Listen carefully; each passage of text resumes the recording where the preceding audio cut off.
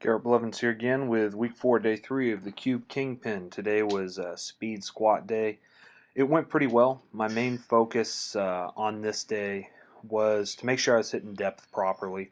I've been a little concerned with depth. I've had a couple requests from people who watch these to have a side angle, so next time I do squats, I'll probably do that. I still recorded from the back this day. But the weights were moving really fast. Knees felt really good. I haven't used my knee sleeves a whole lot recently, and it felt good to have them on again.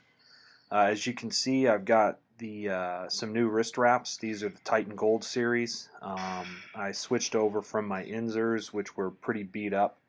They lasted me 2 years though. Good product, but I have to say that I definitely prefer the Titan Golds.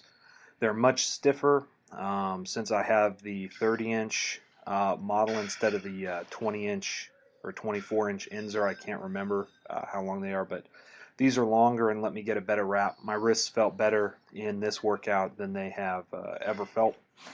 They just felt completely solid, so that was definitely a good thing.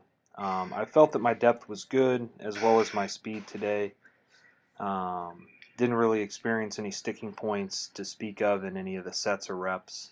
Uh, Additionally, I've been working on keeping my knees out and not letting my knees come in at the bottom of the squat. I mentioned that in the last squat day, that especially my right leg, and sometimes you'll see it will collapse in a little bit, and I'll roll over the inside of my foot. I've just got to work on keeping my knees out. My back was giving me a little bit of funkiness today again. I attribute that to a lot of sitting. I had more sitting than usual. But my back didn't start to give me any spasming or anything until the high bar. But I was definitely able to figure out why it's giving me so much trouble.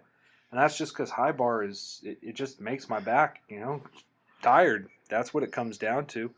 Having the bar that high up really changes my center of gravity, and maybe I put a little too much weight forward when I do them, but part of it I just feel that it's a lot harder to stay stable. And so I bring my hands in a little bit. That really helps me with upper back tightness. I've definitely noticed I've been doing a better job of that, but these sets of 5 were pretty tough. However, this is a good amount of weight for me on high bar squatting. I never did a whole lot of heavy weight with a high bar in my training before this, and so I feel pretty happy with a lot of the weights I've been moving around. These high bar squats felt pretty explosive. Some of them it was a little tougher than others, but my legs definitely got a good stimulus from today. I feel like on the speed day I still get a good workout on this Cube Kingpin rotation. I don't feel like it's just an easy day. You saw that last rep, I was starting to get a little bit tired and it slowed down some. So um, really enjoyed those sets. That's probably the one of the better sets I've done of high bar. Pause squats were good today as well. These ones really let me work on keeping my knees out, and this weight 390 just felt extremely light for these sets of 6. But I was getting gassed. I mean, it just pause squats are hard no matter how you slice it, whether the weight's light percentage wise or not. They're just tough. But I really liked my back angle and back tightness through these, and also the issues I've had with butt wink seem to be going away quite a bit, and so I'm excited about that as well. Keeping my back in that better angle and focusing on keeping my abs tight might be what's causing some of the cramping as well. But this workout I got through, I think it turns out to be 10 sets in 30 minutes, and that's a pretty good pace as far as I'm concerned. That's about what I shoot for. About 2-minute rest, and some of these sets, especially these sets of 6, take up to a minute themselves. And so I hustled through this workout, finished up with some hamstring work. I feel that that's been really helping me deload and keep healthy, just good muscle movements, as well as some pull-ups for lats. What I wanted to talk about today is proper expectations.